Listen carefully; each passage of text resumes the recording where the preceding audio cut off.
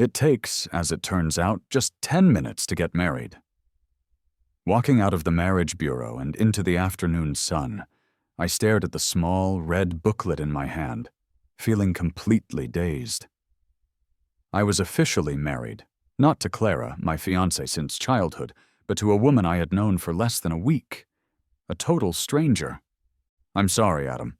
This mission came up so suddenly," the clear, apologetic voice beside me said, drawing my attention. "Can we push our wedding ceremony back a month?" Under the warm glow of the setting sun, the woman standing next to me was striking. Her features were delicate but sharp, and her fair skin seemed almost luminous. She had the upright posture of a soldier, calm and composed when still, but moving with the unstoppable grace of an unsheathed sword. This was Chloe, my new wife. "It's okay," I nodded, trying to sound more understanding than I felt. "Your mission is what's important." Chloe offered a slight, grateful smile and gave me a brief, gentle hug. "Let's stick to the plan then," she said. "We'll have the ceremony in Sea City a month from now. I'll come back and get you as soon as I'm finished." In the blink of an eye, before I could even fully process her words, she was gone. After taking a minute to let the reality of my new marital status sink in, I tucked the marriage certificate into my bag and hailed a cab to go home. The house was empty, as it often was. Ignoring the silence, I went straight to the master bedroom and started packing my things. Clara and I had been engaged since we were young, and living at her family's home had made sense for a long time. But now, married to someone else, I knew I couldn't stay. Just as I pulled my suitcase from the top of the closet, a questioning voice came from the doorway. "Where are you going?" I looked up to see Clara standing there, her pretty face etched with tired lines. She was rubbing her forehead, a gesture I'd come to associate with her impatience. "Adam, I've been so busy lately," she said, her voice strained. "Can't you stop with these dramatic stunts? Running away from home every time we have a small disagreement? I just don't have the energy for it."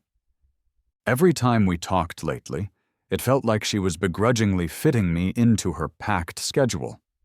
I was actually leaving for good this time, but she just assumed I was throwing another tantrum. I saw no point in trying to explain. I kept my eyes down, focusing on folding a shirt and placing it in the suitcase. "The hospital is sending me to another city for a short-term assignment," I lied. "I'm just getting my things ready." Realizing her mistake, Clara's tone softened slightly. "Oh, well, it's colder there. Make sure you bring some warm clothes." She watched me for a moment, hesitating before she spoke again. "Adam, I'm going to have Mark and his son move in here for a while. Leo needs to have his residency registered under my name to get into a good school. They're all alone here, and you know they've done so much for me." Before she could finish her justification, I cut her off. "I don't mind. Go ahead." I was leaving anyway. It no longer concerned me who moved into this house. Mark and his son, Leo, had supposedly saved Clara's life and done favors for her company. 6 months ago, Clara had gone missing during a business trip to a foreign country, caught in a terrorist attack. She reappeared a month ago at her grandfather's 70th birthday party, with Mark and Leo in tow. That day, in front of all the city's elite, she introduced another man as her savior, making me, her fiancé, look like a complete joke. Afterwards, she insisted she was merely grateful to Mark for saving her and for protecting company secrets. But I could see the way she looked at him. It wasn't simple gratitude.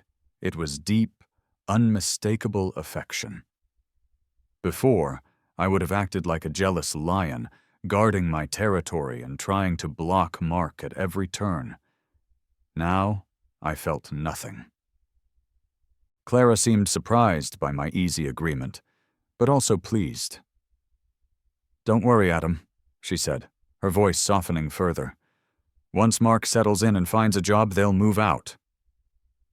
I had no interest in Mark's affairs, and decided to change the subject. About our engagement? She wasn't in the mood to listen.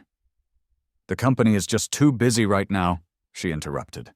We can talk about getting married later. I didn't mean, I tried to explain, but her phone rang before I could finish. Her entire expression softened as she answered. Mark? What's wrong? Leo misses me? Okay, I'll be right there. She left in a rush, pausing only at the door to remind me. Adam, have the guest room ready by tomorrow. Mark and Leo are moving in. With a soft click of the door, I was left alone in the silence. I looked down at my hand, which was still outstretched, as if I had been about to say something important. A wry, humorless smile touched my lips, and my eyes darkened. I wasn't going to talk about the wedding. I was going to talk about breaking off the engagement. When had she stopped having the patience to even listen to a full sentence from me? She looked at me with such impatience now, as if speaking to me was a chore she deeply disliked. She hadn't always been like this. Our families had been friends for generations, and Clara and I grew up with a marriage agreement between us. We were once the golden couple of our hometown, growing up side by side. We never had to openly declare our love. She was just always there when I turned around. She protected me and supported me like a guardian angel. We had planned to get married as soon as I came of age, but a car accident when I was 16 changed everything. My parents were gone, and my greedy relatives took over our family's business, treating me worse than a servant. In my darkest moments, Clara took me in, helped me finish school, and supported me as I became a doctor. After college, I thought we could finally fulfill our engagement and start our life together. But she became busier and busier after inheriting her family's business, always asking me to wait. And wait I did for 6 long years. Her excuses went from patient explanations to annoyed frowns whenever the subject of our engagement came up. I told myself she was just stressed. As long as she loved me, what was waiting a little longer? Then Mark appeared, and all my illusions were shattered. I saw how Clara could meticulously care for someone else, how she could worry about their well-being every single day. These were things she never did for me. The ringing of my phone broke me from my thoughts, the pain in my chest sharp and sudden. I looked up at the ceiling, trying to hold back the sting in my eyes. Adam, we have an emergency. A patient with a ruptured hepatic hemangioma. All our experienced surgeons are in other procedures. If you're free, could you take it? Sure, I replied to the call from the surgery department. Prep them for surgery. I'm on my way. I arrived at the hospital around 9 in the evening. The patient was in critical condition. I performed a partial hepatectomy, a long and delicate procedure that finished around 2 in the morning. Utterly drained, I went back to my office and fell asleep on the small couch. Sometime later, I awoke to the feeling of something being draped over me. Opening my eyes, I saw the hospital director, Mr. Henderson. Startled, I sat up. Did I wake you? I saw you curled up here without even a blanket, he said, a little regretfully. I thought I'd cover you up, but I ended up waking you instead. My apologies. Mr. Henderson wasn't just my boss. He had been a close friend of my father's.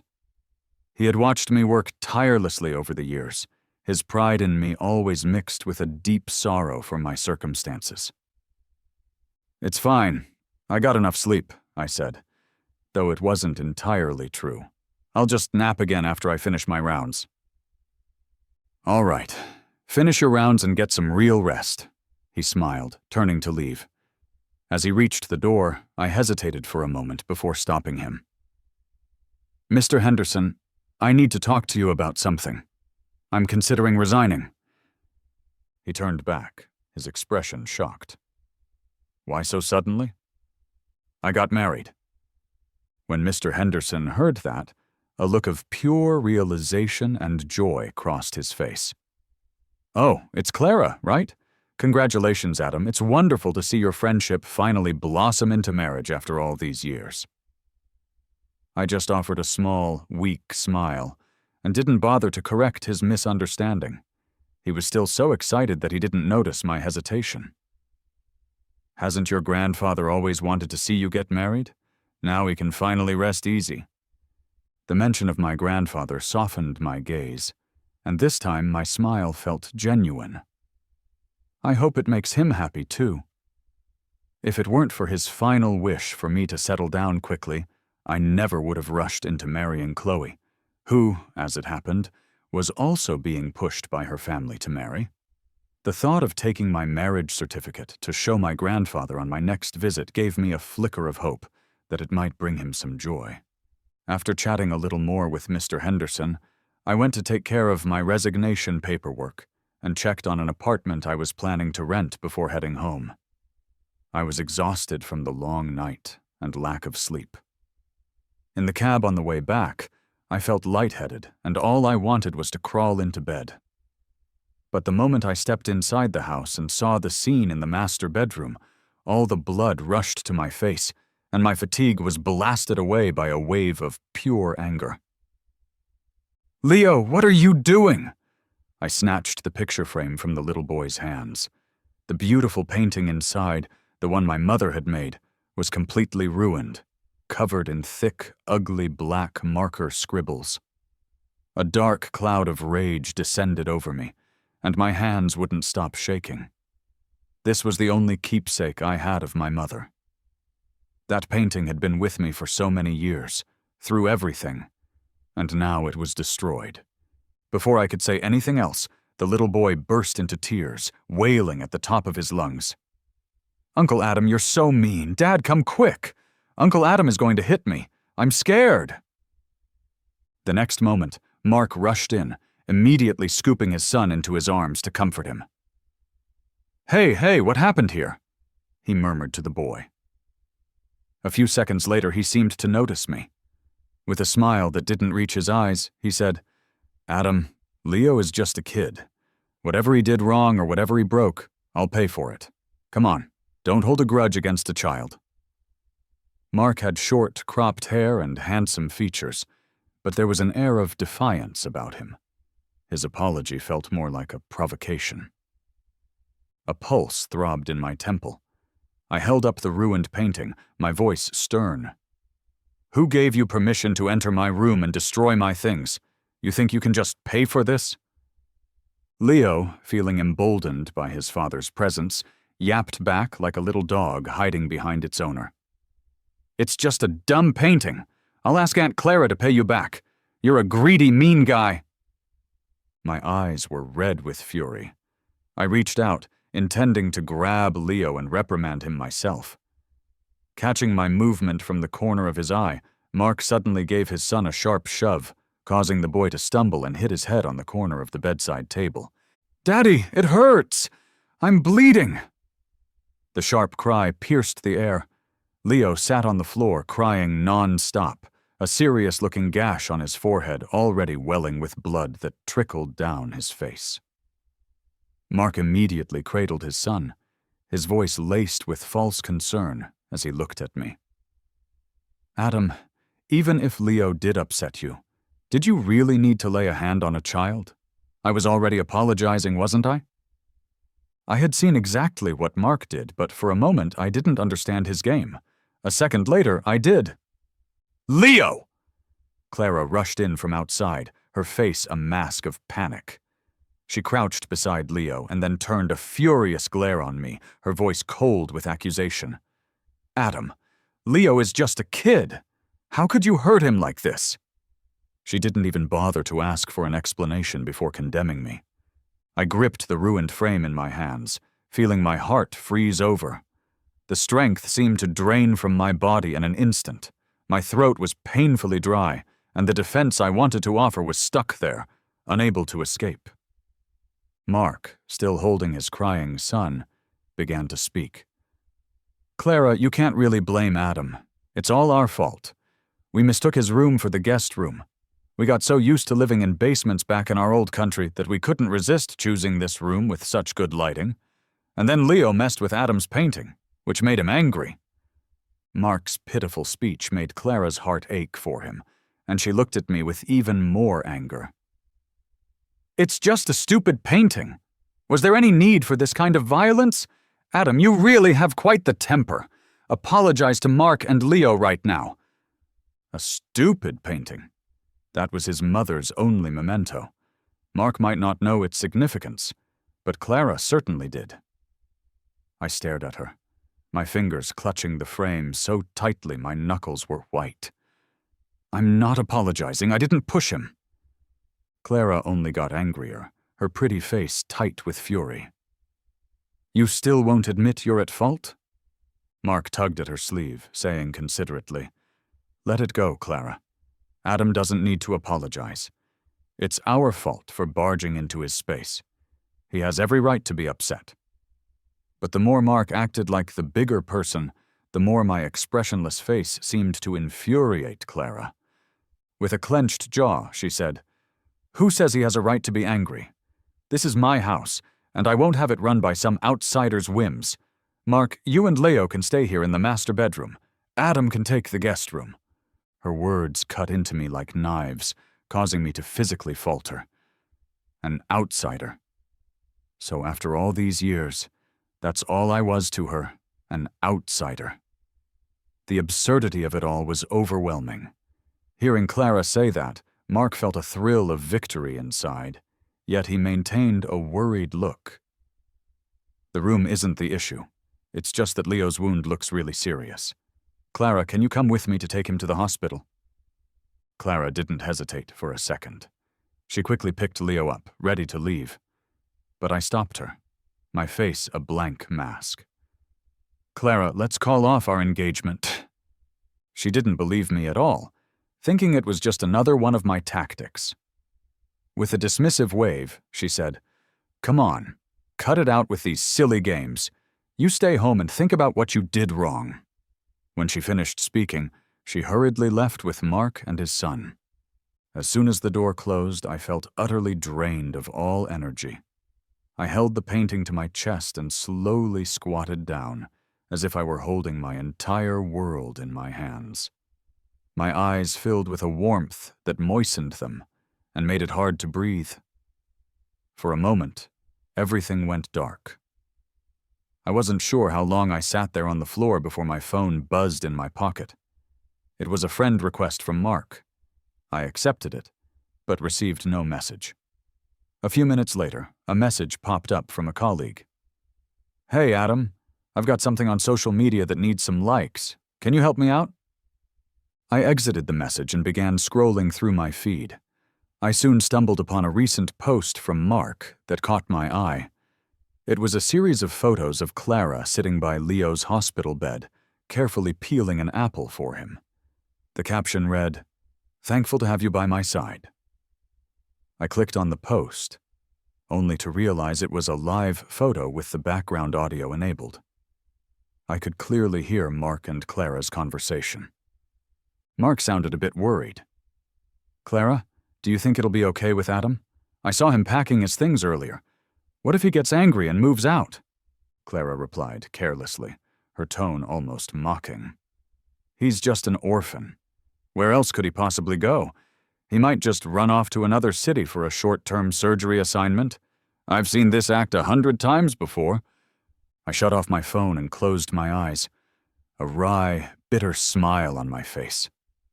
How pitiable I was. All the moments she had once stood in front of me, protecting me, now felt like boomerangs, returning to pierce my heart in its weakest spots. During the following week, I drowned myself in work at the hospital and didn't return home at all. It wasn't hard to stay busy. Not only did I need to clear out my remaining surgery schedule before my resignation, but a major fire had also occurred in the city, drastically increasing the number of surgical patients. All the surgeons were running themselves ragged. Great work, Adam. My coworker nodded at me as I took off my mask and changed out of my scrubs. Before I could even take a sip of water, Mark and Leo showed up at my office. Adam, please don't kick me and Leo out, Mark pleaded, pulling his son to kneel in front of my desk before the young nurse who had been in the office could even leave. He wasn't wearing any makeup today and looked worn out and fragile. His tears were gut-wrenching to witness. The young nurse was shocked by the scene and quickly closed the door behind her as she left. I remained seated at my desk, unmoved, my expression stern. "Clara isn't here. What's the point of this performance?" Mark continued sobbing, his voice full of grievance. "Adam, I know you dislike me, but I never intended to compete with you for Clara. We don't know anyone here in the city. We just need a place to stay temporarily. We'll leave, I promise. But now you've had us thrown out of Clara's place. How are we supposed to live?" Growing impatient, I retorted, "I never—" Before I could finish, the phone on my desk rang. It was Clara's grandfather. "Adam, are you busy?" The kind voice of the old man on the other end made me soften my tone. "Not really. I just finished a surgery." Clara's grandfather had watched me grow up and had always treated me like his own grandson. I depended on him dearly, considering him and my own grandfather to be the two people who loved me most in the world. Sensing my exhaustion, her grandfather urged me not to overwork myself before getting to the point. "Adam, I've heard about what's been going on between you and Clara. Don't you worry. I've already dealt with that man, Mark, for you. I had my men throw his things out of Clara's house and kicked him out for good. From the very beginning, you were always meant to be my granddaughter's husband." I was stunned. I glanced over at Mark, who was still kneeling before me. So it was Clara's grandfather who had him thrown out. My heart softened with gratitude, yet my mouth tasted bitter. Clutching the phone, I remained speechless for a while, until the old man sighed and pleaded. "Adam, I know Clara has been going too far lately, but I still hope you can give her another chance. She's merely been fooled by him. Once you two finally get married, she'll come to her senses. How about we set the wedding for next month?" Feeling a lump in my throat, I made up a random excuse and ended the call. As the screen turned black, the office door was flung open again. Clara stormed in, rushing to help Mark and his son up as soon as she saw them kneeling. When she turned to me, her gaze was sharp and cold. "Adam, you're not a kid anymore, and yet you're running to my grandfather to tattle? Now you get your wish to marry me. Are you happy? This scheming of yours makes me sick." She dropped the words like stones before storming out with Mark and his son, without giving me another glance. I chuckled cynically, leaning back in my chair with my eyes closed. Well, so be it, I thought. I'd be leaving soon anyway. I thought my departure would mean never seeing Clara and Mark again, but that very night, Leo was rushed into the emergency room, covered in blood, with Clara and Mark by his side. All three had been in a car accident, but Leo was the most severely injured. Mark was frantic, grabbing my hand as soon as I arrived. "Adam, you have to save Leo!" Being the doctor on duty, I couldn't refuse. I went straight into surgery. It was a relatively simple procedure, and I finished it quickly. However, after the observation period, Leo showed no signs of waking up and remained in a coma. The next day, upon hearing the news, I immediately went to their room. Clara was out, leaving Mark alone by Leo's side. Seeing me, Mark's eyes reddened as he frantically accused me. "Adam, why hasn't Leo woken up? Did you do something to him? I know you hate me, but you can't harm my son." Uncertain of the problem, I moved to check on Leo, but Mark blocked my way, crying and yelling. "Enough! Don't touch my son anymore! You botched the surgery on purpose! I want a new doctor, a new one!" Intent on understanding Leo's condition, I didn't argue and simply pressed the call button for a nurse. Facing Mark, I said, "You can ask for another doctor, but we still have to find out why Leo is in a coma. I won't take the blame for a surgical error I didn't commit." Once the nurse arrived, I ordered, "Take a blood sample from the patient immediately and check if there's a possibility of the patient having taken medication before surgery that conflicted with the anesthesia." Before I could finish, Mark burst out in agitation. "No, I won't allow it. My son didn't take anything and he's not sick. This is clearly your surgical error. Why are you drawing blood from my son?" Genuine tears fell as he continued to sob. I watched his unnatural demeanor, sensing something wasn't right. Fixing my eyes on him, I questioned coldly, "Are you hiding Leo's medical history?" Mark's eyes flickered, his voice rising defensively. "What hidden history? I'm Leo's father. How could I possibly harm him?" Recalling the recent incident where Mark had deliberately shoved Leo, causing a head wound, my suspicion grew stronger. There was no use arguing further. The test results would reveal the truth. I addressed the nurse firmly. "Draw the blood." Mark gritted his teeth and moved to block her. "No, you can't. I'm his guardian, and I say no." I restrained him, allowing the nurse to quickly draw the sample and rush out of the room. Afterwards, as I released him, Mark suddenly fell to the floor and was then abruptly shoved aside by a much stronger force. "Mark!" Clara rushed over to help him up. "Are you okay?" she asked, before turning to me, her eyes filled with rage. "Adam, we're in a hospital. You're a doctor. What do you think you're doing to a patient's family? Did your professionalism just get thrown out the window?" Before I could reply, Mark urgently tugged at Clara's sleeve, crying, "Clara, you have to help Leo. He's past the observation period and still hasn't woken up. This has to be a surgical error. What if Tommy never wakes up? Adam was just ordering tests to find the cause, insisting he wouldn't take the blame. But does that mean my Leo has to pay for his mistake and just not wake up?" I almost laughed from sheer exasperation. I tried to explain, "The test results will confirm—" "Enough!" Clara shouted, cutting me off. Disappointment filled her eyes. "Adam, I can't believe you do this intentionally. When did you become so cruel? Hurting a little kid like that? No way are you doing surgery again. You shouldn't even be a doctor." I looked at Clara in disbelief. "What are you doing?" Clara just held Mark tightly and called loudly toward the door. Her assistant quickly entered, and Clara instructed her, "Take him to the villa for some serious reflection.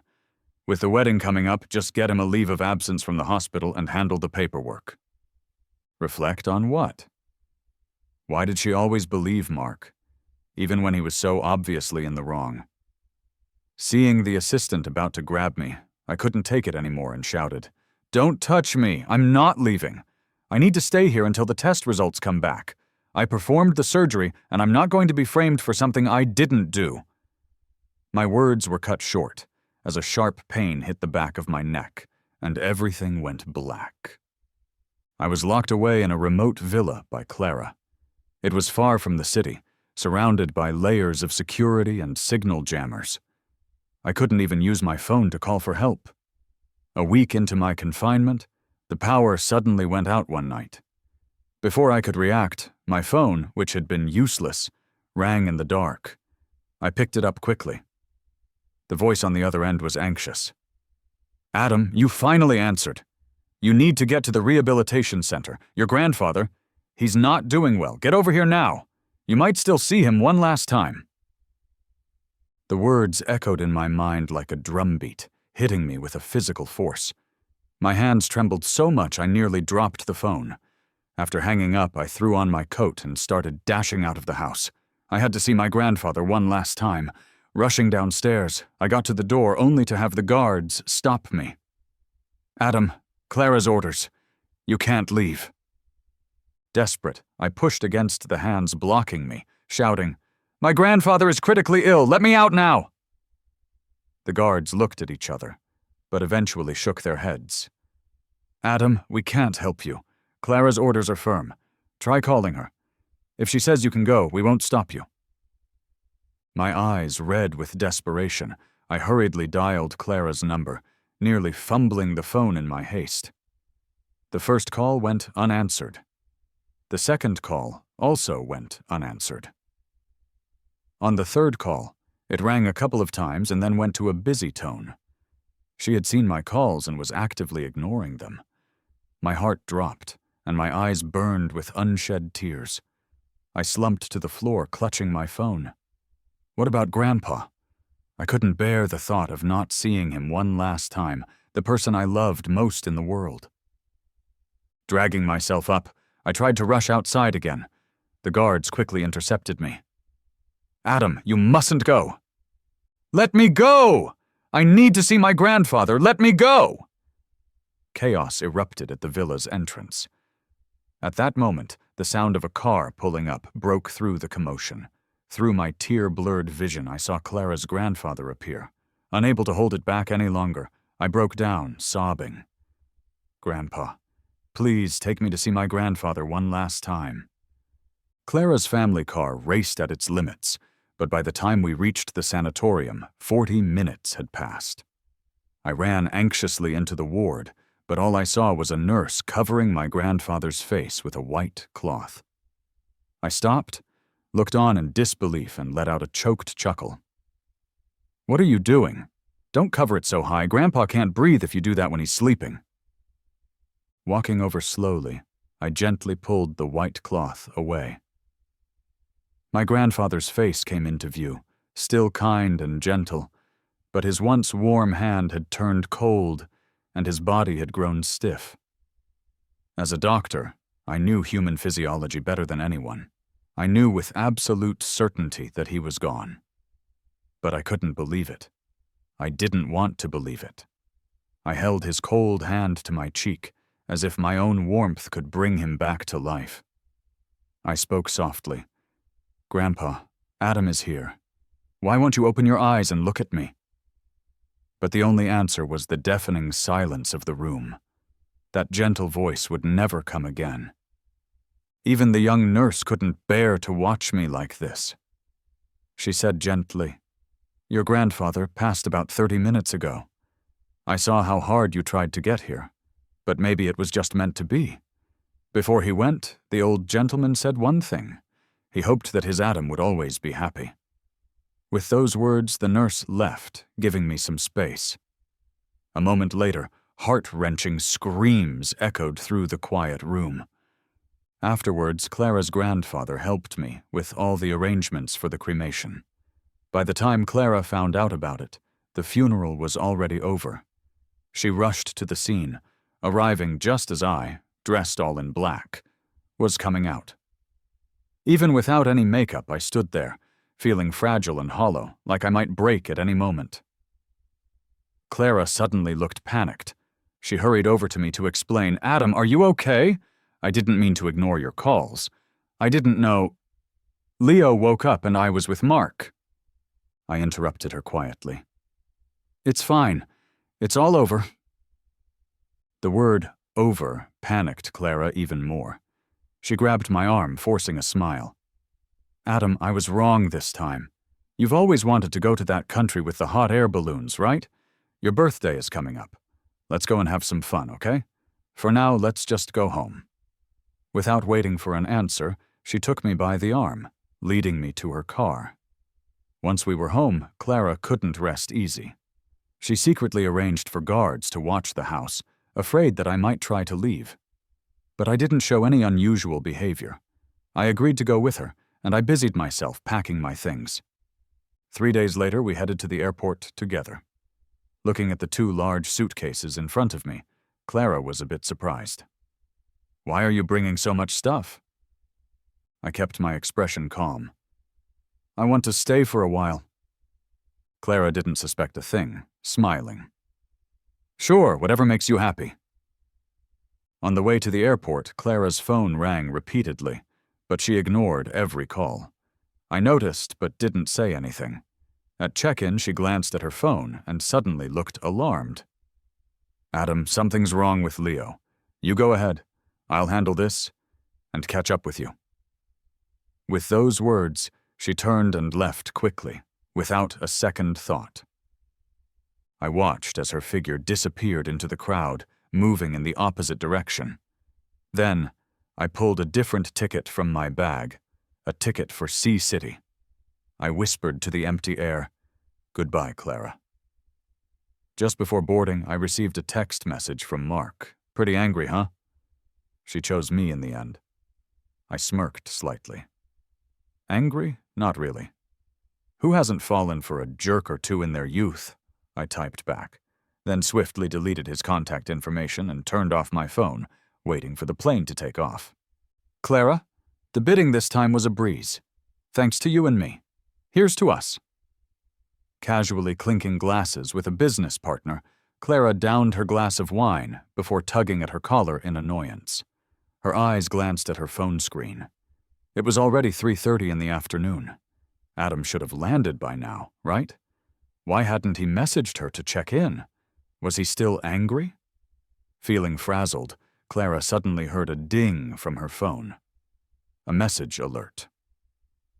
Picking it up, she saw it was from Mark. Clara, don't drink too much at these business events. Take care of yourself. The smile faded from Clara's face. For the first time, she left Mark's message unanswered. Excusing herself to the restroom, she headed to the hallway, ready to call me, when a familiar face appeared. Clara, eating here too, huh?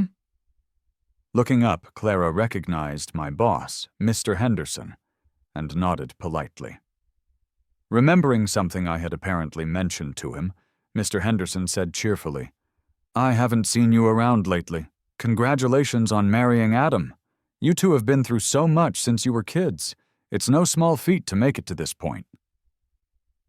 Clara was about to smile and respond when something felt off. Married already? No way. She and I hadn't even had our wedding yet. Feeling uneasy, she forced a smile and said, You must be mistaken. Adam and I aren't married yet. Mr. Henderson was surprised. Nonsense. Adam told me nearly 2 weeks ago that he got married and was leaving his job. Then it hit him, and he laughed. Oh, maybe I misunderstood. He must have been preparing for your wedding in advance. But Clara didn't feel reassured by this explanation. She felt even more anxious. 2 weeks ago, she had never agreed to marry me. Why did I say I was married? To whom? And why would I quit my job? Where was I going? Numerous questions bombarded her mind, making her heart sink into a pit of despair. Panicking, she quickly asked, What exactly did Adam say? Before she could finish, someone emerged from the room next door. Hey, William, how long does it take to go to the bathroom? Hurry up, everyone's waiting for you. The person said this while pulling Mr. Henderson back inside. He gave Clara an apologetic smile before turning to leave. Still filled with unanswered questions, Clara stood there, feeling increasingly anxious. Too distracted to socialize any longer, she didn't return to the room, but strode out of the restaurant, telling her assistant to drive her home immediately. She tried calling me repeatedly during the ride. Hello, the number you have dialed is currently unavailable. After dozens of attempts, every call went straight to voicemail. Clara clenched her teeth and sent me a long message. Adam, haven't you reached your destination yet? Why haven't you messaged me? Are you still upset? I can explain what happened today. Please call me as soon as you see this. I'm really worried about you. Stop messing around, okay? She kept refreshing her screen, but still, there was no response from me. Back at her house, she hurried to my old room. He's just traveling, that's all. Just traveling. But when she opened the door and found the room completely empty, with my closet stripped bare, she froze in disbelief. A thought she couldn't accept surfaced in her mind. Had I really left? She quickly shook her head. This had to be another one of my pranks. I wouldn't leave her. Gritting her teeth, she told her assistant, Find out where Adam went, now. My plane landed at 4 in the afternoon. It should have arrived in Sea City by 2, but a sudden snowstorm had delayed the flight by 2 hours. Stepping outside the airport, I saw that large snowflakes were still falling from the sky. The winters in my hometown weren't this cold, nor did they snow. I was wearing only a thin cashmere coat, and the wind pierced right through me. Wow, it's so cold, I breathed, rubbing my hands together for warmth. Before I could pull out my phone, a warm coat landed on my shoulders. You should have dressed warmer, a familiar voice said, a voice that seemed to dispel the surrounding chill. I looked up to see a vibrant splash of red in front of me. Chloe handed me a single red rose with a smile. I didn't know what flowers you liked, so I just got a rose. Is that too cliché? The biting cold mixed with the fresh scent of the rose hit my senses, as did Chloe's clean, crisp presence. My heart, against all odds, softened. I shook my head, holding the flower tightly. I really like it. Chloe's lips curled into a genuine smile. She naturally took my suitcase from my hand and wrapped an arm around my shoulder. Let's get in the car. It's warm inside. You won't be so cold. Once we were inside the car, the warmth made me realize just how numb my cheeks had become from the cold. I looked at Chloe after a moment. Thanks for picking me up. Before boarding the plane, I had sent Chloe a message telling her I was arriving in Sea City. Since we had agreed that she would come to my city to get me in a month, I felt it was only right to tell her I had come early to prevent her from making an unnecessary trip. To my surprise, she had called me back just minutes later, asking for my arrival time and saying she would pick me up. Feeling like I had inconvenienced her and made her wait for so long, I apologized. Today's flight delay must have kept you waiting for a while, didn't it? I'm sorry for taking up your time. Chloe dismissed it with a laugh. Waiting for my husband is never a waste of my time, and I stayed warm in the car anyway. She was wearing a black turtleneck, and her left hand rested lazily on the steering wheel. Her gaze shifted toward me with a unique mix of elegance and kindness. I was momentarily stunned, and I hurriedly avoided her gaze as a soft flush tinged my pale ears. Husband. Even though we were technically married, she certainly got used to saying that word fast. Chloe seemed to enjoy my flustered expression, but chose not to tease me further, starting the car instead. Are you hungry? I'll take you to eat first, and then we can go home. Not knowing what kind of food I liked, Chloe picked a restaurant that served cuisine from my hometown. After ordering, we sat across from each other in silence. For some reason, I felt incredibly awkward and stood up to excuse myself. I'm just going to the restroom.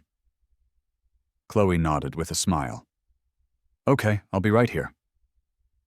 I left the private room feeling strangely clumsy, almost tripping over my own feet. I had forgotten my phone on the table. Chloe watched me leave, her attention soon caught by my phone buzzing on the table. Someone was calling me. Initially, she wasn't interested in answering it, but the persistent calls made it clear that something urgent might be going on. So she decided to pick up. Hello? Silence followed on the other end, so she asked again. Hello? Finally, the angry voice of a woman came through the phone. Who are you?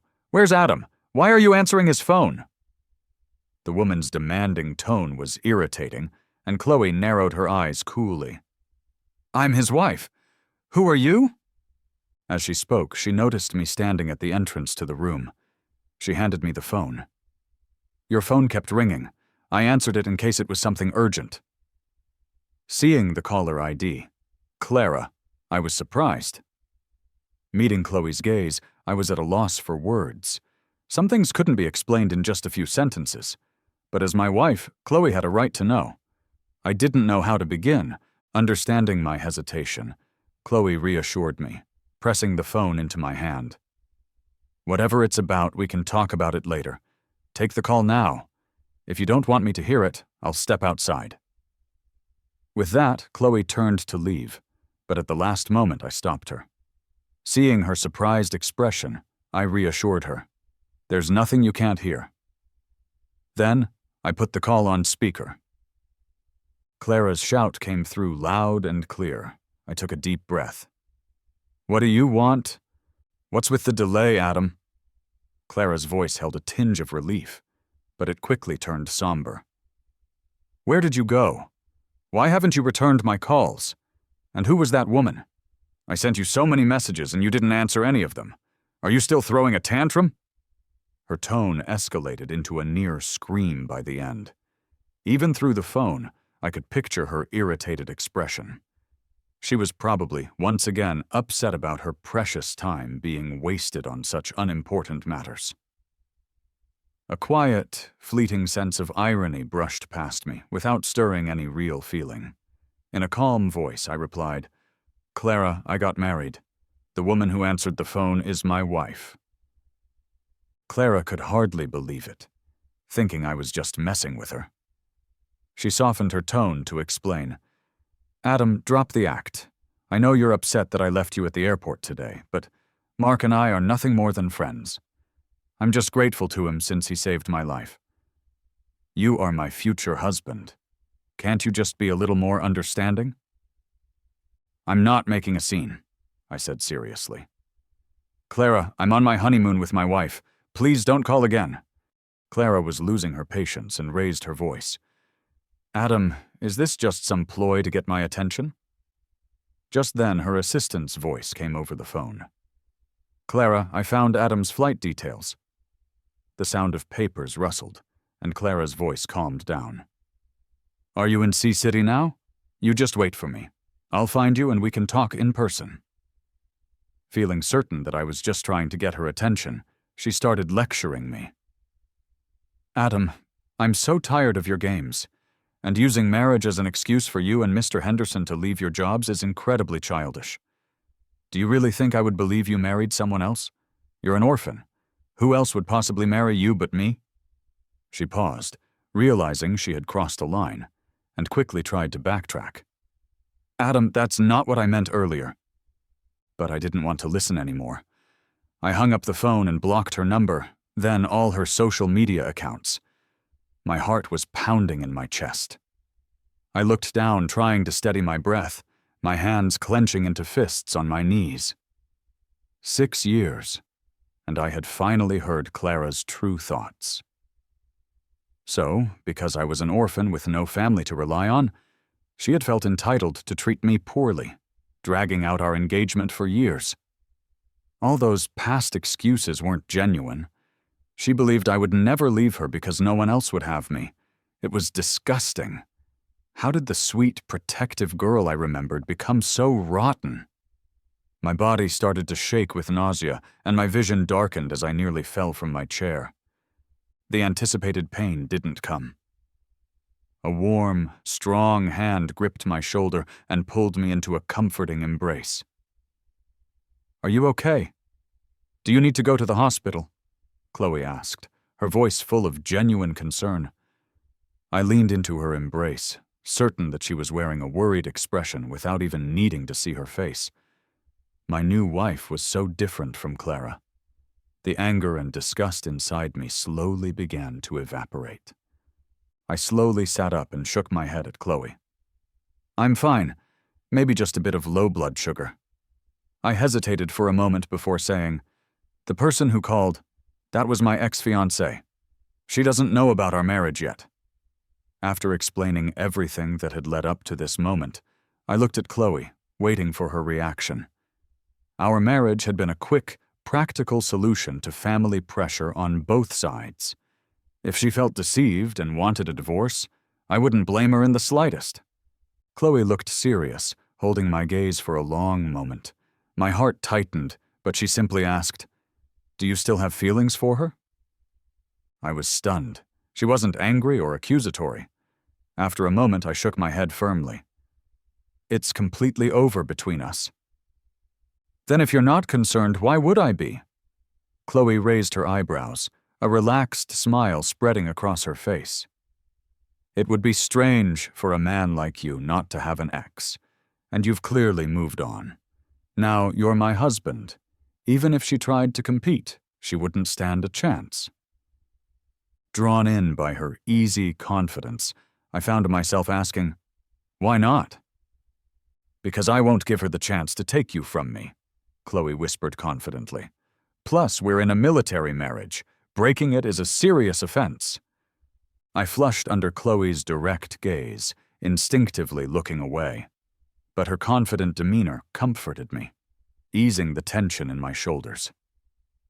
I thought back to the call, hesitated, and then asked Chloe, "If it's possible, could you help me hide my tracks? I don't want her interrupting our life together." Chloe was visibly pleased by my use of the word our and replied warmly, "If you don't want her around, I won't let her disturb you." She handed me a cup of hot water. "Was your stomach upset earlier? A little warmth might help. I'll go check on our food. Eating something should make you feel better." Watching the steam from the glass fog my vision, my own eyes grew misty as I saw Chloe speaking with the waiter. My nose tingled with a strange emotion. Returning to her seat, Chloe cleared her throat to get my attention. "Do you have any requests regarding the wedding?" I didn't meet her eyes, simply shaking my head. The only person I had truly wanted at my wedding was gone, so it no longer mattered how the ceremony was held. None of it mattered now. Sensing my low spirits, Chloe leaned in with an apologetic tone. "Time is tight, and a military wedding might have to be a bit simple. I'm sorry for that, but we should still invite the people who matter most. You once said your grandfather was the reason you agreed to marry me. This wedding should be witnessed by him." Her words hit me hard. I hadn't expected her to remember what I'd said. Someone else in the world still remembered my grandfather. Tears began to fall as I looked at Chloe, sobbing like a child. But he can't come. They kept me from him. I got there too late. I never even got to show him our marriage certificate." My grief was overwhelming, and Chloe hugged me tightly, comforting me as I spoke. From my broken story, she pieced together the truth, learning that Clara had been the one to keep me from seeing my grandfather one last time. This infuriated Chloe. Despite her focus on soothing me, I saw her send a quick text message to someone else. A bottle clattered to the floor. Clara sat on the ground, her face flushed as she downed another glass of burning liquor, clutching her head in agony. It was the third day since I had left, and she hadn't found any trace of me. Although her assistant had found my flight details, I hadn't checked into any hotel. Searching for one person in a city the size of Sea City was nearly impossible. At first, she had been confident that I was just playing hard to get, certain that I would never truly leave her. But as the days passed without a word, she started to doubt herself. "Adam, where are you?" she muttered, reaching for another bottle. There was a noise at the door, and Mark's voice came in. "Clara, you've had too much to drink." He took the bottle from her hands, his voice full of concern.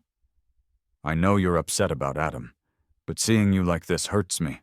I know your feelings for him run deep, but if you're going to love someone, you should love someone who loves you back. Someone who truly loves you wouldn't let you hurt yourself like this."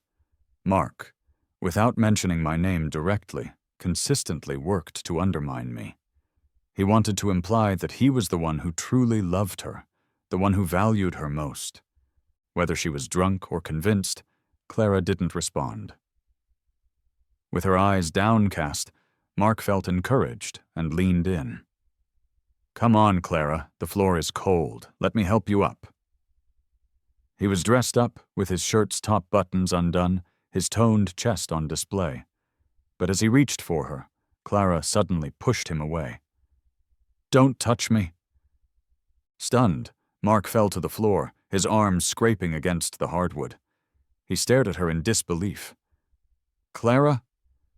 But she showed no concern for him. She didn't help him up, but instead frowned impatiently. "I'll find you a new place. Move out and don't come back." I had never liked Mark moving in, and now that she was kicking him out, maybe I would come back. Mark couldn't believe his ears. Clara wanted him to move out? Why? This was not how he had imagined things playing out. He had successfully driven me away, and with me out of the picture, he expected nothing to stand between him and Clara. He should have been happier. Why had everything changed? With his fists clenched, he felt a surge of unwillingness and wanted to talk to her again. But Clara wasn't listening. She held her head and wobbled away, ready to return to her room. Just then, her phone rang in her pocket. It was her assistant. "Clara, we found Adam." All the alcohol in her system seemed to evaporate. She asked quickly, "Where is he?" After that day, I had been staying with Chloe at the military quarters. We were busy shopping for all the things we would need for our upcoming wedding. Next, shall we check out the bedding? Sitting in the passenger seat, I pulled out a long list and sighed. I had no idea preparing for a wedding would be this overwhelming. I didn't have any elders in my family, and Chloe had lost her parents early, leaving just a grandfather who lived in the capital. We had no one to help us prepare, so we had to arrange everything ourselves. After 3 full days, we weren't even halfway through the list. As Chloe drove, she gave me a playful look. "Are you tired? I can handle the rest of the preparations myself. You could just rest at home." Recently, I had gotten much more comfortable around Chloe, so I joked with her, "I don't trust your tomboy sense of style. I don't want to come home to a room covered in Pepto-Bismol pink." Chloe wasn't offended by my teasing. She just raised an eyebrow and said, "See, that's a typical stereotype. And for the record, pink can be very practical." I chuckled, looking out the window, feeling my stress begin to melt away. After finalizing our choices for bedding, I was about to head to the furniture store when Chloe suddenly pulled me into a small cafe. "You wait here. I'll be right back." With that, she hurried off, leaving me puzzled. I ordered a drink and sat by the window, waiting obediently. It wasn't long before I heard footsteps approaching from behind me. "Back so soon?" I turned around, surprised, but the smile instantly froze on my face when I saw Clara standing there. She stood in front of me, her eyes red and her hair messy. Her expensive suit was all wrinkled, and she looked nothing like the polished, professional woman she used to be. Clara didn't seem to care about the stares from the other patrons in the cafe. Her eyes were full of a desperate eagerness. She moved to grab my hand. "Adam, I finally found you. Let's go back home." But I stepped back, avoiding her touch, and asked coldly, "Why are you here?" With that one simple question, Clara felt like she had been plunged into a bucket of ice. She stood frozen, not daring to move, shocked by my cold, distant tone. After searching so tirelessly for me, she had always clung to the thought that I was just playing hard to get. But now, seeing my expression, she realized that I genuinely didn't want her here. Panic began to rise in her chest, and with a forced smile, she pleaded gently, "Adam, can we please just go home? I've made Mark leave. He won't bother you anymore." Frowning, I couldn't understand why she was acting like this. When I was by her side, she had always disregarded me, even hurting me for another man. And now, after I had finally moved on, she was here asking for me back. Wasn't that completely absurd? Not wanting to become a spectacle for the curious onlookers, I pointed to the seat opposite me. "Sit down. Let's talk." Hearing my words, Clara felt a small bit of relief and quickly sat down. She thought the entire problem was about Mark, and if she could just resolve that issue, everything would be fine again. Once she had calmed down a bit, she assured me, "Adam, I promise I'll handle the situation with Mark completely. He won't ever anger you again. If he bothers you, I'll send him back to the States." Looking straight at her, I clarified, "Clara, this isn't about him. We're over." She couldn't accept my words and raised her voice. "Who said we're over? We're engaged. We're fiancés." Growing more certain of her position, she moved to grab my hand again, pleading, "Adam, come back with me. I'll never upset you again, I promise. My grandfather has already set the wedding date for us. You always listen to him, right?" I pulled my hand away and said calmly, "Unfortunately, we can't get married anymore."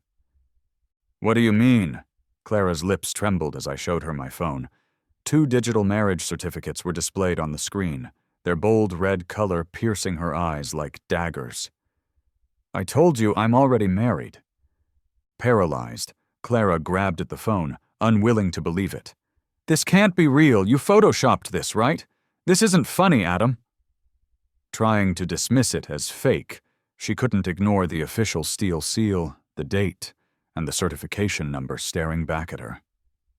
It was undeniable. There was also a genuine photo of me and another woman, both of us smiling happily. I really was married to someone else. Clara sat there hopelessly for a moment before her temper flared in a fit of rage. She smashed my phone to the floor, shattering the screen into a spiderweb of cracks. I watched her meltdown, a touch of anger flashing in my own gaze. "Clara, have you lost your mind?" But she didn't care about anything anymore. She clung desperately to me, pulling me toward the door. "I won't accept this. Divorce her!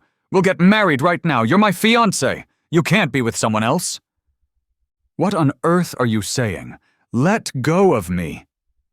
I struggled, but Clara, like someone who had lost all reason, swiftly dragged me out of the cafe.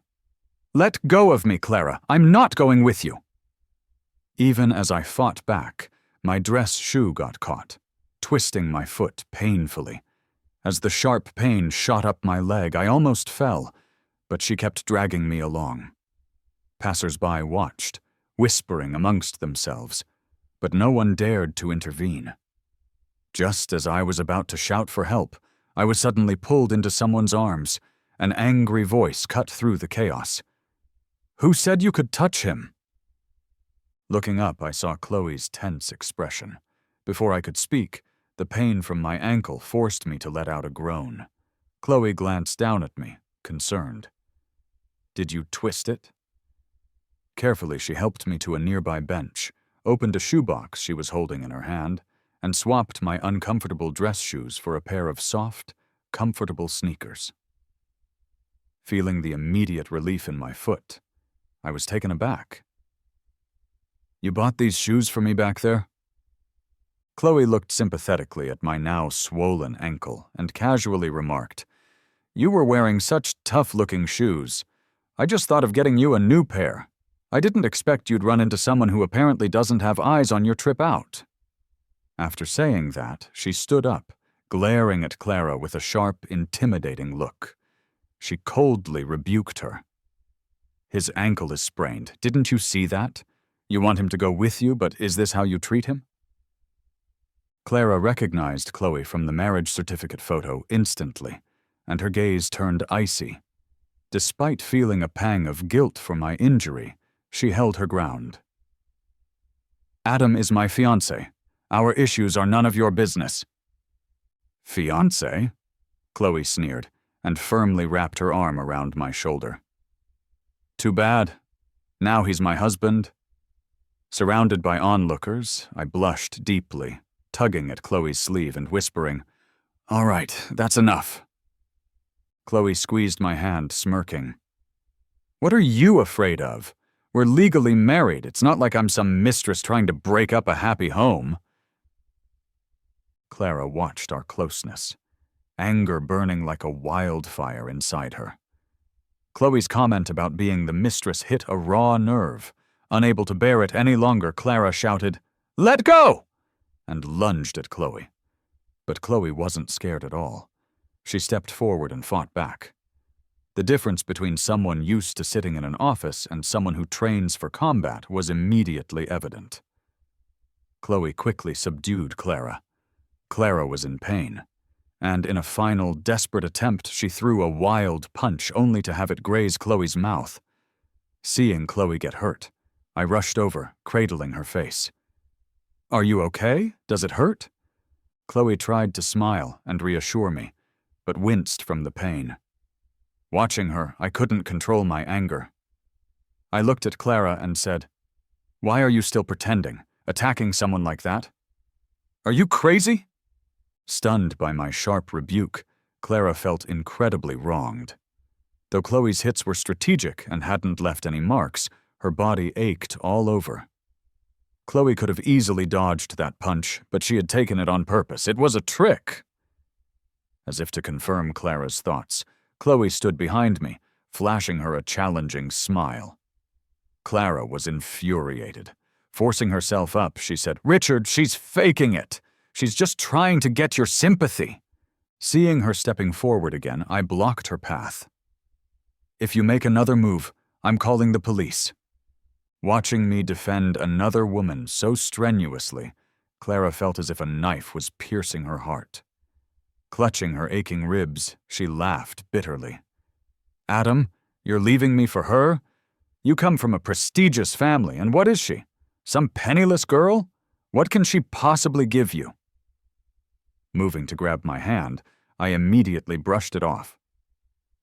"You're busy managing billion-dollar deals, Clara. My wife is busy serving our country. Yet she still finds time for me and is completely devoted to me. That's what she offers, and that's the difference between you two." I looked at her coldly, as if staring at a complete stranger. "We're done, Clara. Let's not meet again." With that, I took Chloe's hand. "Let's go." We turned and left as Clara stumbled, trying to follow. "Adam, wait!" Her phone buzzed just then. It was her assistant. "Clara, you need to come back to the office right away. There's a major problem with the company." Clara paused, frowning. "What happened?" Meanwhile, in a car, I watched Chloe pull a small first aid kit from the trunk.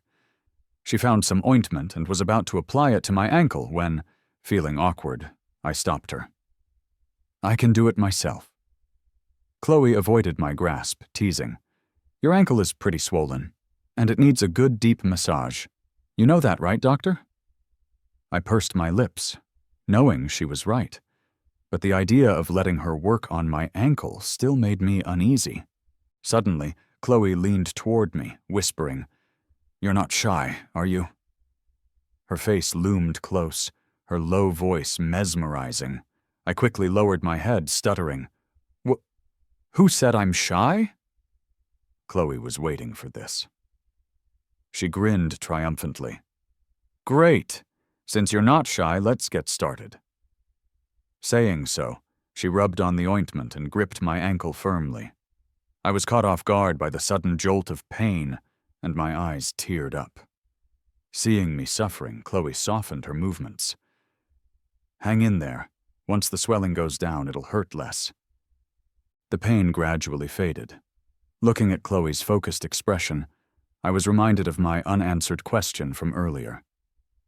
"How did you know my shoe size?" I was puzzled. I hadn't even known Chloe for a full month. How could she possibly know my shoe size?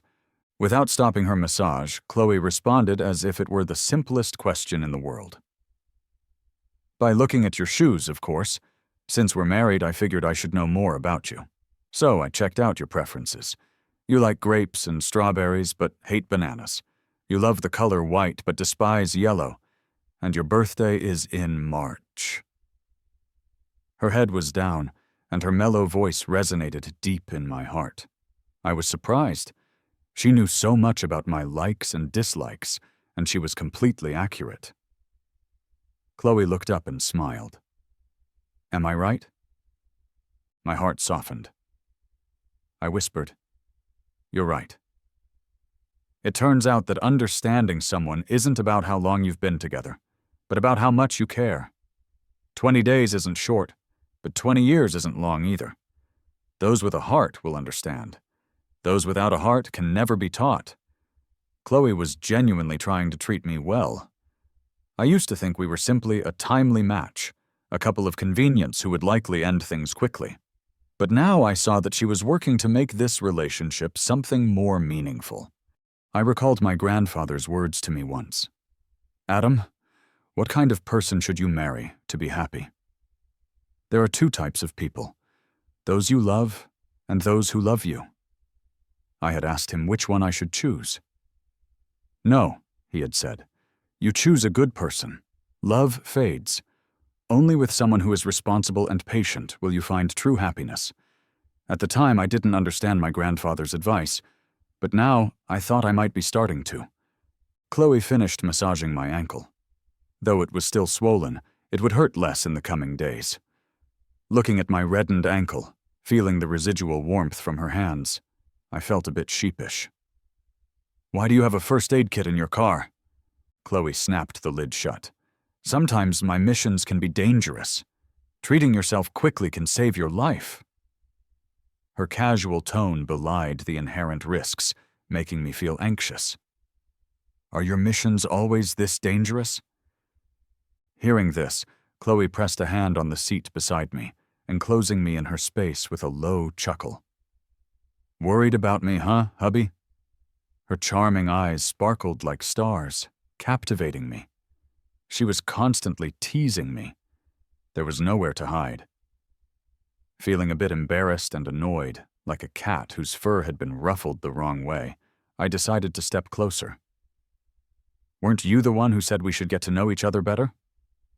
I stopped abruptly, my eyes wide open. My lips felt a soft, wet pressure that disappeared almost instantly. Chloe licked her lips, her eyes holding an alluring, almost predatory look. Oops, couldn't resist. I covered my mouth and leaned back in the car seat, my heart pounding like a drum against my ribs. Did Chloe just kiss me? The atmosphere in the car turned intimate in a flash. I blushed fiercely, staring at her wordlessly. Chloe didn't move either, a lazy smile creeping up her face, much like a cat that had just stolen the cream. The charged silence was broken by Chloe's phone ringing. She answered the call and stepped out of the car. I watched as her expression turned serious while she talked on the phone. All right, I understand. She hung up, came back to me, and ushered me to the passenger seat. Sitting in the driver's seat, Chloe gave me an apologetic look. Sorry, we might have to postpone the wedding. Let me take you home first. Feeling a bit anxious, I asked, Is it a mission? Chloe started the car. Yeah, there's some unrest in J City. I need to go investigate secretly. You wait for me here in C City, okay? Before she could finish, I grabbed her hand. Surprised, she looked at me as I said softly, Take me with you this time. I can be your first aid kit. On the other side of the country, Clara was having a tough time. By the time she flew back to her home city, it was already 6 in the evening. After commuting between 2 flights and all the running around, she was exhausted. She didn't have time to rest, and headed straight to her company to check on things. Even though her assistant had briefly told her what had happened, once she got the full picture, it was much worse than she had imagined. The company's main project was stuck, partners wanted to withdraw their investments, and even their usually supportive bank was pulling back on their agreed-upon loan.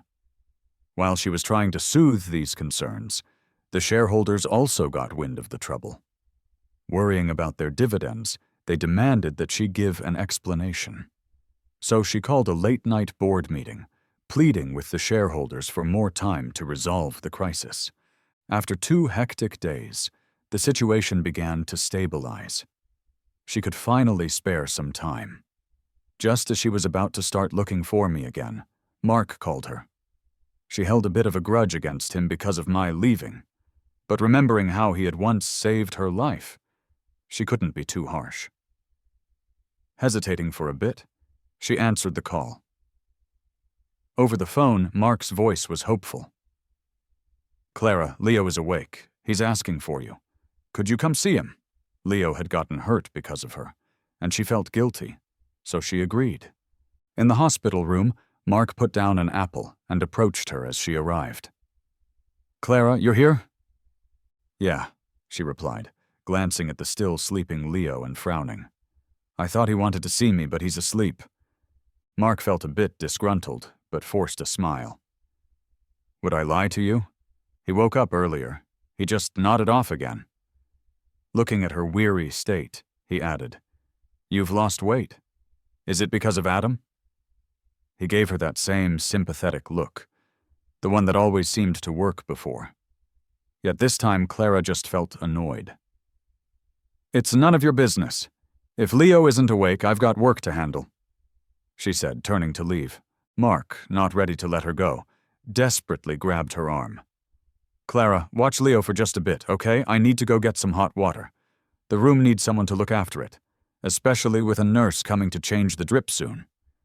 She didn't want to stay, but she couldn't just leave the kid unattended, so she agreed. After Mark left, a nurse came in to change the IV. Watching Leo, Clara suddenly remembered something and casually asked the nurse, "About the surgery mistake with Adam. There won't be any long-term effects for Leo, right?" Thinking it was a routine question, she didn't expect to provoke the nurse's ire. The nurse tossed the supplies onto the tray, glaring. "Who told you it was a surgical mistake? That boy is in a coma because his family hid his congenital heart defect. They didn't tell us, so he was given too much anesthesia." Clara was floored. "It wasn't a surgical error? How was that possible?" With a big eye roll, the nurse replied, "It's possible. Dr. Adam noticed something was wrong, and I'm the one who drew the blood. I saw the report myself. He resigned before he could even see it. The poor kid, having a dad who's so careless." She finished her work and left in a huff. Clara stood there, replaying everything in her mind, feeling dizzy. What had she done to me? I had tried to explain, but she had assumed I was lying. I had wanted to see that report, but instead she had her assistant knock me out and lock me up. Then she had ignored my calls, causing me to miss my grandfather's last moments. Whenever I had needed her, where was she? Wrapped up in Mark's schemes. Now, guilt washed over her, but her mind desperately sought someone to blame. Mark. He had manipulated her, blinding her from seeing what really mattered. Just then, the door clicked open, and Mark walked in. Seeing Clara still there, he smiled. "Clara, you—" Before he could finish, she had him by the throat. The thermos he was carrying fell and shattered on the floor. His throat was choked, and he frantically slapped at her arm. On the brink of passing out, he was flung away with a surprising force. Gasping for air, he looked at Clara in terror. Her eyes were red with fury, her voice shaking. "How could you? All along, under my nose, pulling strings, you falsely accused Adam just to drive him away? Besides hiding that health history, what else did you do?" Confused about how his scheme had fallen apart, he stammered, I didn't do anything, Clara. I really forgot about Leo's heart problem. I wasn't trying to hurt anyone." He lunged forward, clinging to her, crying, but she kicked him away in disgust. "Get lost!" Mark hit the floor, knocking over a cart with a loud clatter. The noise woke Leo. Seeing his dad hurt, he cried, "Aunt Clara, don't hit my dad. My head hurts." Looking at Leo now, the fondness she had once had for him was gone, replaced by a deep annoyance. But seeing the bandage on his head triggered a memory. When she had brought Leo to the hospital that day, had Mark asked her some cruel things and then recorded them? Had those words been manipulated and fed to me? The thought sent shivers through her. She hoped I didn't know, but what if I did? Her heart raced faster, and her eyes darted towards Mark's phone. Grabbing it, she ordered, "Unlock it." Mark was in tears, his handsome features twisted with crying. Even now he clung to a sliver of hope, pleading, "Clara, there's nothing on my phone. I really didn't say anything to Adam." She didn't have the patience for his excuses. She lit up the phone, forced it open with his face by gripping his chin, and quickly checked his contacts. No sign of me. She almost relaxed, but something led her to open his social media posts. As she scrolled, an unfamiliar post caught her eye. It was a photo from the day she was sitting by the hospital bed. As she listened to the audio, her own sneering voice filled the air. "He's just an orphan. Where else could he go? At most, he just ran off for surgery somewhere else. I've seen this act before." This post had been shared with selected friends, which was why she had never seen it. Now, who that friend was needed no explanation. How hurt must I have been hearing that? Clara was a mix of regret and blinding anger. She hurled the phone at Mark's face, shouting, "You bastard!" The phone cut his forehead, stinging and blinding him with stars. Despite the pain, he crawled to her, clinging to her pants, begging, "Clara, you can't treat me this way. I saved your life. I'm your savior." She scoffed bitterly and kicked him away. "It was because of that ridiculous life-saving obligation that I let you into my life and hurt Adam." He trembled with pain. His eyes widened as she turned to leave. He shouted, "Clara, I really love you. Why do you have to choose Adam? I can love you too." She paused, looking back at him with pure disgust. "You compete with my Adam? Don't you dare say you love me. You just want my money. If you ever show up in front of me again, I swear I'll kill you." With that, she stormed out of the room. Mark lay on the ground, watching her leave, filled with a deep despair. One thought echoed in his mind. It's over. Back in the States, he had been just a rat living in the slums. Saving Clara had gotten him a taste of the good life. Turning back now was unthinkable. But despite his unwillingness, there was nothing he could do. Soon, the hospital informed him about Leo's outstanding room dues, saying they would have to leave without further payment. Rushing to the billing department, he realized Clara had frozen all his cards. "Clara, you wouldn't be this cruel," he muttered, panicking. He called her repeatedly, only to find her unreachable. He texted, only to discover she had blocked him. With no cash, he had to take Leo home. Arriving there, he found her assistant with workers moving his stuff out of the villa. He rushed to stop them. "No, you can't take my things." The assistant adjusted her glasses and coldly warned, "Mark, stop causing trouble. The house was only lent to you by Miss Miller, and she is reclaiming it. Your belongings are all intact, so just be sensible." The workers emptied the house quickly, pushing him and his son out of the estate. Relentlessly, he tried to get back in, but the guards weren't lenient, chasing him out with batons. "Leave, or I'll have to use force," bellowed a burly guard. Fearful, he gathered his luggage and left with his son. Homeless and penniless, they wound up under a bridge. As night turned to dawn, Leo suddenly spiked a fever. Touching his son's burning forehead, Mark panicked. "Leo, don't scare Daddy!" Rushing him to the hospital again, the diagnosis hit him hard. Leo had myocarditis, an escalation of his congenital heart disease. Hospitalization was urgent, and a heart transplant would be necessary, costing $50,000. He was stunned. Where could he possibly get $50,000 when he was flat broke? He pleaded with the doctor, "Please start treating my son. I'll get the money fast." Seeing his desperation, the hospital agreed to admit him temporarily. He headed straight to Clara's office, begging outside with disheveled hair. "Clara, I really messed up. Please save Leo. We are your saviors." His cries were relentless, but she never appeared. Eventually, security tossed him out. Lying on the roadside, without a shred of dignity, he wailed helplessly. With his options gone, he sought work, yet lacking any education or skills, the only fast cash to be found was in shady places. He took a job as a waiter in a nightclub, barely earning enough to buy Leo's medication. Saving $50,000 seemed like an impossible dream. Huddled over a toilet, vomiting violently and feeling the burn in his gut, he wept with regret. In that moment, he finally realized what it felt like to wish for death over life. Clara, having left the hospital, quickly booked a flight to Sea City.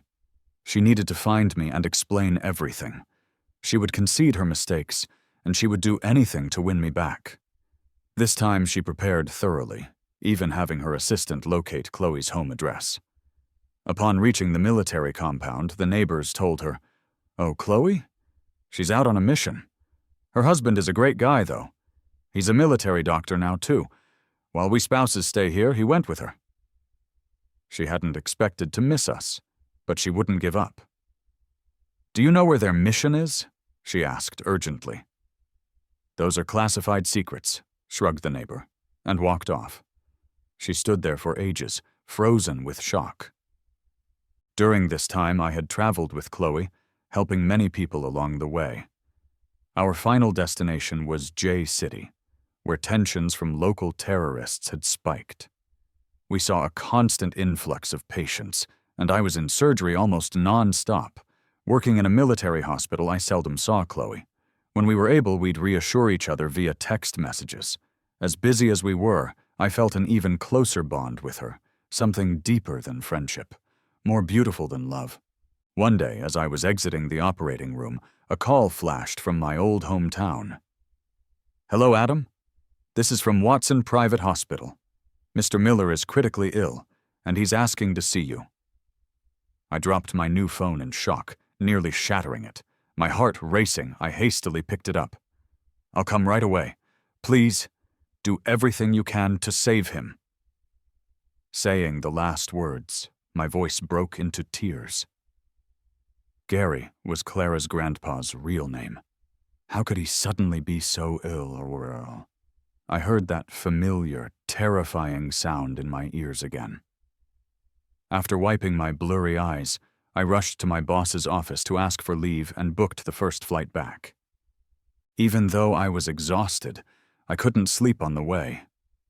My heart was racing with anxiety, worried that I might miss seeing Clara's grandfather one last time. Losing my own grandfather had left me with a lifetime of regrets, and I feared facing the same outcome with him. This was, after all, one of the two elders who had loved me most in this world. Once I landed, I took a cab straight to the hospital. I dashed all the way to the VIP room and burst through the door without hesitation. "Grandpa!" I exclaimed, racing to the bedside.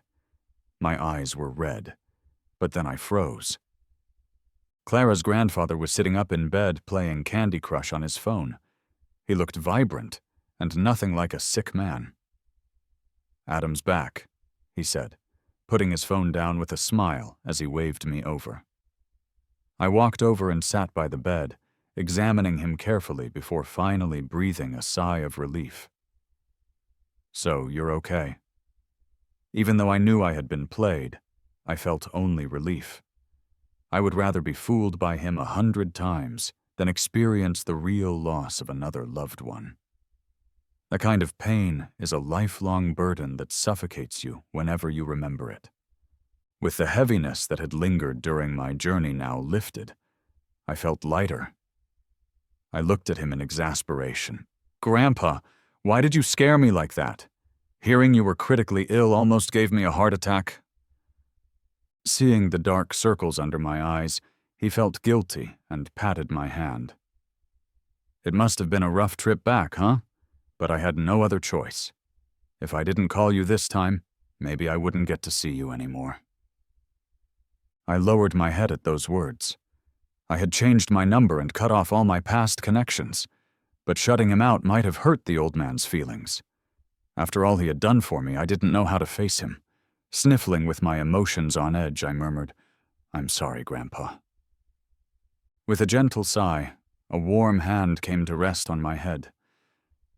"Silly boy, what are you apologizing for? I know it was that girl, Clara, who broke your heart. You did nothing wrong. It was her loss. But you should know this. To me, even if you're not my grandson-in-law, you're still my grandson." Unable to hold back any longer, I hugged him and cried. Hadn't I always thought of him as my own grandfather? How could I bear to cut off this bond? He held me, gently patting my back to soothe me. Once I had calmed down, he asked, "Is your wife treating you well?" I wasn't surprised he knew about Chloe. I nodded. "Yes, she's a wonderful person. She treats me very well." Perceptive as always, he smiled. "Do you love her?" I blushed a little, but nodded earnestly. "I do." He looked at me with warmth, caressing my face. "If she's the one you love, then she's the best one for you.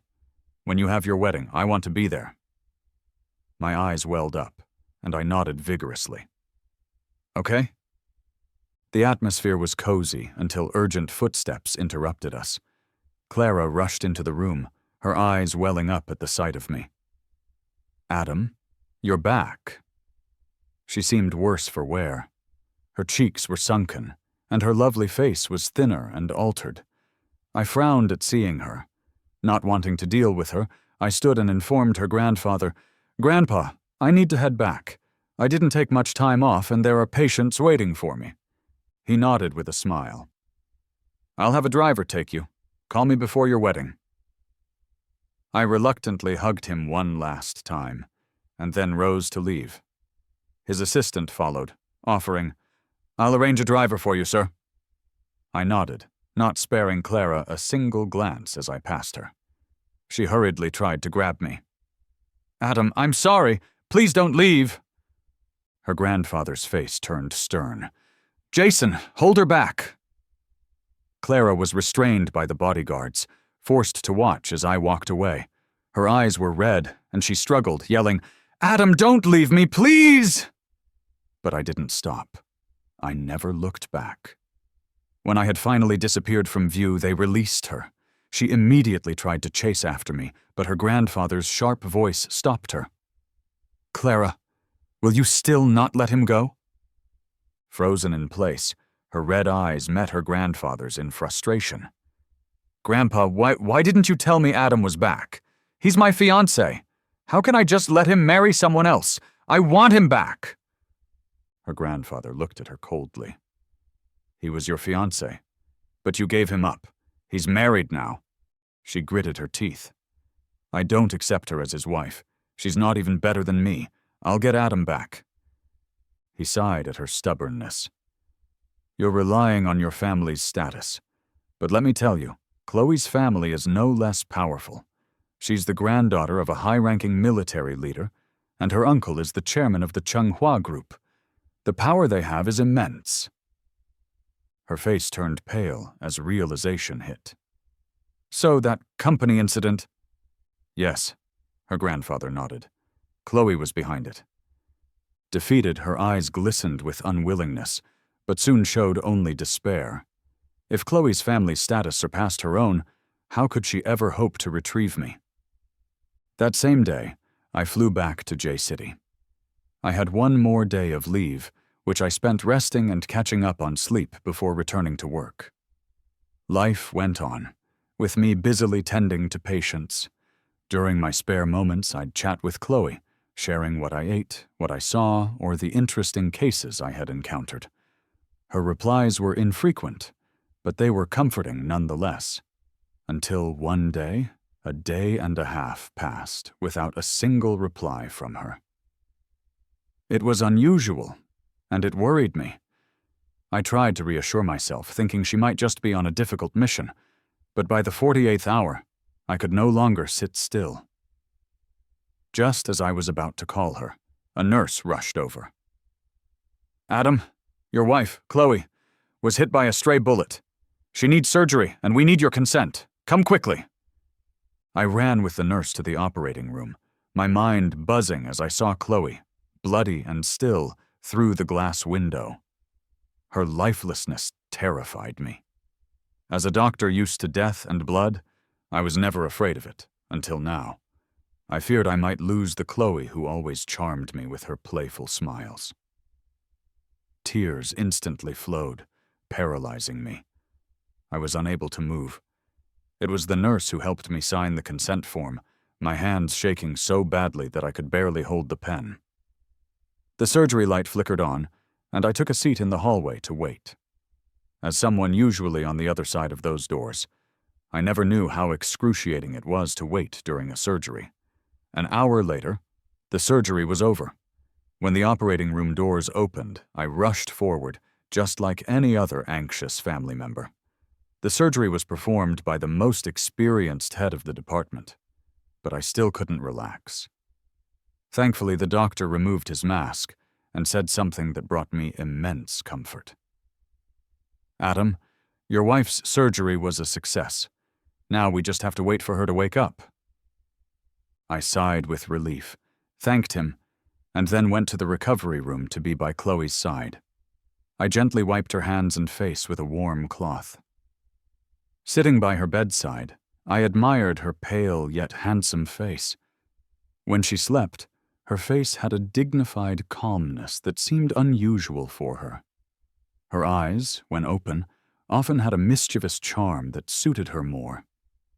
I got lost in thought, tracing her brows and the curve of her eyes with my finger. Suddenly, a hand caught my playful finger. "That tickles, honey," a scratchy voice said, startling me. I looked down to see Chloe smiling up at me with half-closed eye. A wave of emotion hit me, and tears immediately fell from my eyes. "Why are you crying?" she asked with concern. "You're being unfair. You're the one teasing me and keeping me from sleeping, yet you're the one crying." Her teasing words made me smile through my tears. I leaned down, hugged her gently, and whispered, "I'm just so glad you're okay." Hearing this, her heart softened, and she comforted me, stroking my hair. "It's all right. I'm tough as nails. I'm not going anywhere. Now stop crying. I'd hate for you to have a breakdown before anything else does." I rolled my eyes at her dramatic words, playfully pushing her shoulder. "Don't say such unlucky things." She winced, making a little noise. I immediately got worried and stood up. "What happened? Did I hurt you? Was it your wound?" But she quickly grinned. "Gotcha." I almost got scared out of my wits. I gave her a stern look and pretended to leave. She swiftly grabbed my hand, playfully pleading, I'm sorry. Okay, no more teasing." She shook my hand, making it hard for me to stay mad. I pretended to be stern, but eventually sat back down by her bed. Looking at her, I spoke sincerely. "Chloe, in the future, whether you're on missions or anything else, please be safe. As your husband, I worry about you. I know you care deeply for our nation and would sacrifice yourself for it in a heartbeat. But sometimes I wish you'd fear death a little more and be a little less reckless, because you have me now, and you have our home." My words, though softly spoken, entwined around her heart like threads. She looked up at me suddenly and shouted, "Permission to speak, sir!" Startled, I asked, "What's up?" She leaned in with a cheeky grin. "Permission to kiss granted, sir." I blushed furiously, pulled back, and denied, "Permission, Denny, mmph." The following week was very relaxed for Chloe. Her husband was also her attending physician, allowing her to spend lots of time with him and admire him while he worked. It was delightful. She often thought I should have gotten hurt sooner, so I could have experienced this kind of comfort. One day, after the routine checkup, I opened the door to her room to find her looking at me eagerly, much like a loyal dog awaiting its owner's affection. I walked over and asked, slightly amused, "What's up?" She raised her eyebrows and tapped her lips. "You missed today's good morning kiss." I couldn't resist her sweet charms and, though trying to keep a straight face, said, "I'm on the clock right now. Lift your shirt so I can change your dressing." She grumbled about how heartless I was, but obediently complied. I skillfully changed her bandage. When I looked up, I noticed she was still gazing at me longingly. I chuckled and leaned down to plant a soft kiss at the corner of her lips. As I pulled away, her hand wrapped around my waist, and our kiss deepened. Afterwards, I leaned against her shoulder, catching my breath. As we basked in the lingering warmth, a harsh voice shattered the moment. "What do you think you're doing?" I turned and saw Clara storming in. Instinctively, I positioned myself protectively in front of Chloe, frowning at her. "Why are you here?" Clara seemed hurt by my protective stance, and asked tearfully, "Adam, is she really that important to you?" "Well, yeah," I said coldly. "She's my wife, my family, and the love of my life. No one is going to hurt her while I'm around." Every word hit Clara like a bullet. Her pain was evident, and she trembled slightly. "Adam, what about me? We've been together for 20 years. My gaze didn't waver. "You were important to me once, But that was in the past. Now you're just the granddaughter of an acquaintance. Desperation filled her voice as she begged, Adam, I've sent Mark back to America. Give me another chance, please, just one more chance. I was just about to answer when Chloe interjected, wrapping her arms around my waist and leaning her head on my shoulder. Nope, she said sweetly. Clara, I don't agree to have you in our family. You're not even qualified to be a homewrecker. Seeing Chloe's triumphant expression, Clara was livid and lunged at her, but guards burst into the room, pinning her down and escorting her out. Her eyes were wide with realization. She let me in on purpose, she screamed, still struggling. I watched impassively as she was taken away. Even if she did plot this, I still love her, and even if you were as admirable as you think you are, I would still dislike you. Overwhelmed, she stopped struggling and was quickly led out. The room fell silent again. I crossed my arms and looked at Chloe. Did you do this on purpose? She whistled, looking everywhere but at me, until she finally shrugged. All right, yeah, it was on purpose. She's just so annoying. But was what you said earlier true? Knowing exactly what she meant, I pretended to be clueless. What was true? She moved closer, her eyes narrowing playfully. That you love me, even if I'm devious. I chuckled. Not really. Scoffing, she replied, I don't believe you. Tell me something true then. Staring into her eyes, I said softly, when you get discharged, let's go meet my folks. After Chloe was released from the hospital, I took her back to my hometown. The family resting place was in the Green Mountain Cemetery. We could take the cable car up or climb the long stone steps. It was a nice day, and I was in good spirits.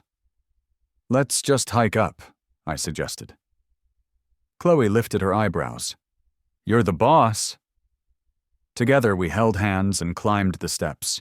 We chatted about our childhood memories and breathed in the fresh mountain air. I felt truly relaxed for the first time in ages.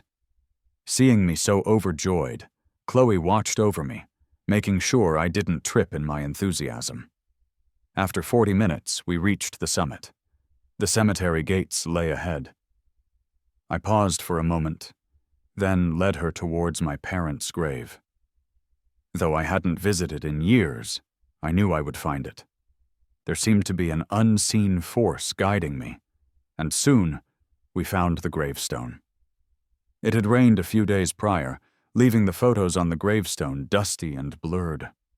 I was about to brush the dirt off with my hand when someone beside me knelt down and patiently cleaned the photo with a soft cloth.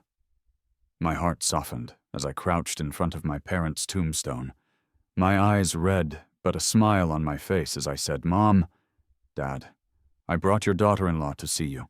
I remember, Mom, you once said that you loved heroic female soldiers. Well, she's a soldier. This daughter-in-law couldn't be more perfect, right? Chloe squatted beside me, her heart aching when she saw my smiling lips but tearful eyes. Today, she wore a tailored suit, yet she didn't mind getting it dirty. She knelt firmly in front of the tombstone, bowed 3 times to my parents, and said sincerely, Mom, Dad, thank you for raising such a wonderful son. Marrying Adam is the greatest blessing of my life. Promises are cheap, so I won't make any. Instead, I'll show you through my actions, giving everything I have to make Adam happy. Please trust me to take care of your son. After paying our respects, we slowly walked down the hill. I said gently, Thank you, Chloe. She laughed lightly, teasing. That was a long staircase, all right. And you're just giving me one thank you? You sure know how to make a deal. Back in the day, you'd have been a real miser, Adam. Being carried along by her lightheartedness, I sighed. What kind of thanks do you want, then? With a smile, she answered, A report. I smirked. Report to my wife. Request to marry has been approved. On my birthday in March, which was also our wedding day, Chloe's mission was finally over. With Clara's grandfather acting as my family, The wedding wasn't as simple as we had planned. It turned out to be quite extravagant. The Colton Hotel, the largest in Sea City, was booked entirely for our wedding, filled with flowers shipped directly from overseas, making it a sea of roses. In the dressing room, I was already in my tailored suit, with both my grandfather and Clara's grandfather complimenting me non-stop. "Adam, you really look handsome. Chloe is a lucky woman. Why didn't you become part of the Miller family?" Clara's grandpa said. My own grandpa was there too, not pleased by what he said. "Hey man, that's not cool. We're family, and you're trying to poach my grandson-in-law?" Before long, the two were playfully arguing. I looked at myself in the mirror, feeling nothing but excitement for the future. Finally, the host started the ceremony. Since I didn't have a father to walk me down the aisle, I skipped the traditional hand-in-hand part and stood on the stage, waiting. But at the entrance, there was no sign of Chloe. A moment later, a page came in quietly to tell the host, "Stall for a bit, the bride isn't here yet." Sitting in the groom's family section, Clara's grandpa was not pleased. "On such an important day, she's not on time. That's your family's upbringing for you," he grumbled at Chloe's grandfather, who, relying on his cane, stayed silent, thinking how embarrassed he was by his granddaughter. The guests noticed something was off, whispering to each other, adding to the chaos. Throughout it all, I remained calm and composed. Suddenly, the grand doors opened, and instead of Chloe, it was Clara, dressed in full bridal attire. She looked like she was the bride. "Adam, if Chloe is late for her own wedding, it means she doesn't care about you. Come with me, don't marry her." She reached out her hand to me. The guests were shocked, whispering even louder. Chloe's grandfather was furious, shouting, "Stealing the groom at my granddaughter's wedding, get her out of here!" Two tall guards quickly grabbed Clara and started to drag her out. She panicked, struggling and shouting, "Adam, I love you. I'll make it right, I promise. Please, believe me." I finally gave her a glance and said, "Clara, my wife once told me that promises are cheap. So don't just talk, act. Giving it your all for someone. That's love. And you haven't done anything. So why would you say you love me?" Gritting her teeth, she shot back, "What about Chloe? What has she done to prove she loves you?" I wasn't interested in responding, but then a voice rang out from the entrance. "Oh, here's my proof of love." I looked up to see Chloe, standing in a beautiful, flowing bridal gown. Her appearance had been meticulously done, her hair swept up, and her features boldly visible, with charming, sparkling eyes. Carrying a document in her hand, she marched up to me, saying softly, "Were you getting anxious, my handsome groom?" I chuckled. "I'm not, but I think the guests are eager to eat. They didn't come here for our love story." "All right, let's get moving then," she said with a soft smile, handing over the document. "I know you grew up with someone, but got nothing in return, wasting your youth. When the snow fell that day, you ended that chapter. Today you trusted me with your life again. It's a gamble, and I don't want you to lose. I don't like making promises, so consider this my all-in bet." I looked down at the document she handed me, my eyes widening slowly. Chloe explained patiently, "I've investigated your parents' car accident from all those years ago. Your uncle and aunt were directly involved. This evidence is now with the authorities, and they should be in custody as we speak." I covered my mouth, shocked tears falling from my eyes. In the next moment, I hugged her tightly. She seemed to chuckle, her chest shaking gently as she whispered near my ear, "You once asked me what it means to give everything for you. This is my answer. Are you satisfied, my husband?" I couldn't find the words, so I just nodded vigorously and silently. In my heart, I shouted, "I love you."